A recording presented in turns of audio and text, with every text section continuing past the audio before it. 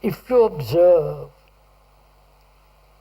and I hope you don't mind the speaker pointing out to you, if one observes, one has an image about oneself.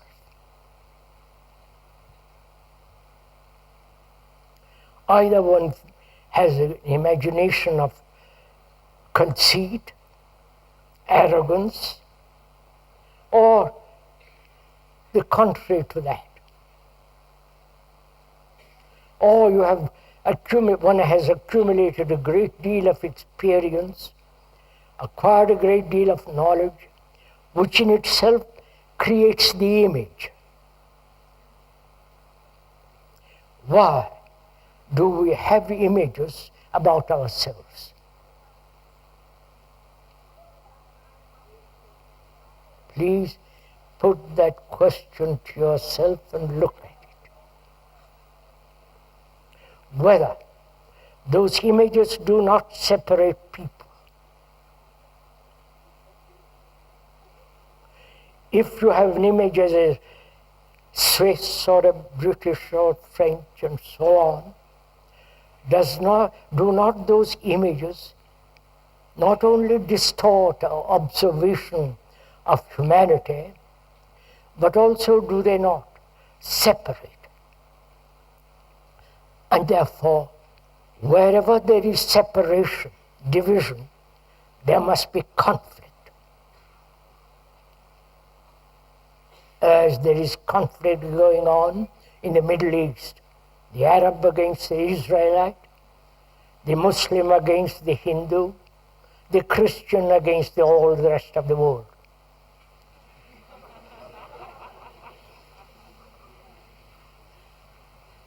This is going on. There is not only national division, economic division, which are all images, concepts, ideas, and the brain clings to these images. Why? Is it because of our education? Is it because of our culture, where the individual is the most important, where the collective society is something totally different from the individual? That's part of our culture, part of our religious training, part of our daily education. And when one has an image about oneself or as being British national and so on, having that image gives one certain security. It's fairly obvious. That is, having created the image about oneself,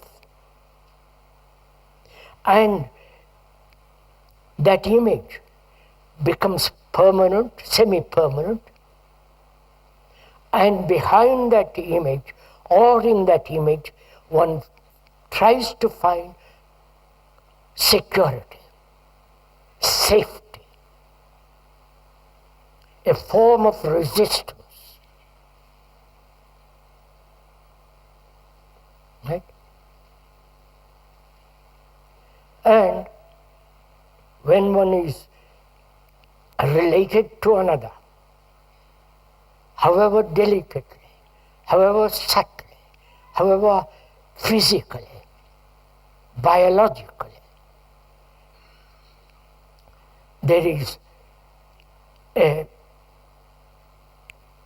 response, both psychological as well as sensory, based on this image.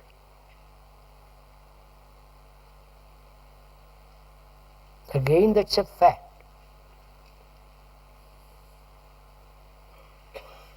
If one observes, if you are married or living with somebody,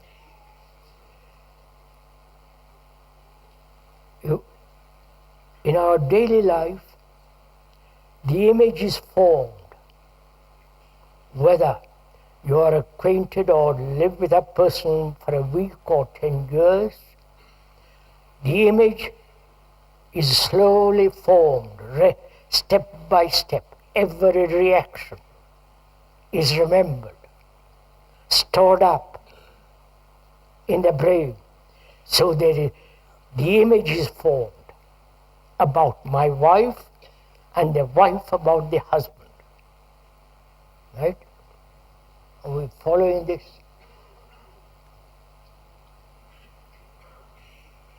And the relationship is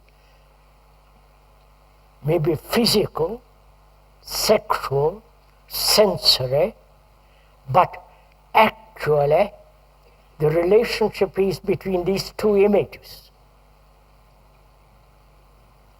Right? With speaker is not saying something extravagant or exotic or fantastic, but he's merely pointing out, or rather, together we are learning that these images exist.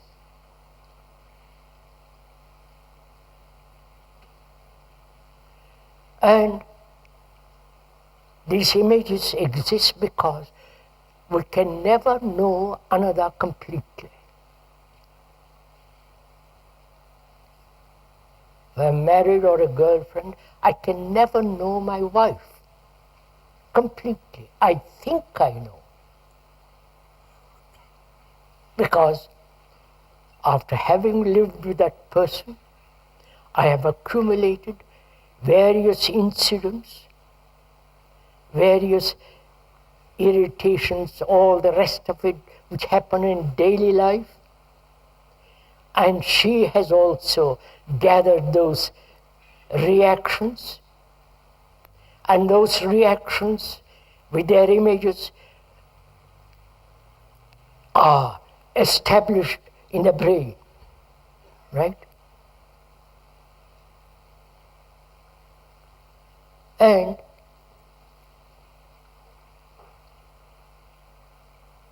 those images play an extraordinarily important part in our life. Apparently, very few of us are free of any form of image. The freedom from image is real freedom. Right? Because then, in that freedom, there is no division brought about by images. If I am a Hindu born in India, which the speaker is, but is not a Hindu, suppose the speaker is born in India with all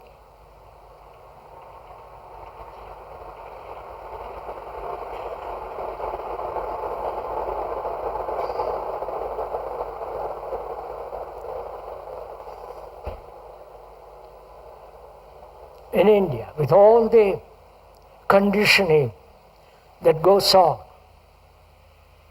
the conditioning of the race, a particular group, with their superstitions, with their religious beliefs, dogmas, rituals, the whole structure of society, he lives with that image, which is his conditioning. And however much he may talk about brotherhood, unity, wholeness, those are merely words. They have no actual daily meaning. But if he frees himself from all that imposition, all that conditioning, all that superstitious nonsense. Then he's breaking down the image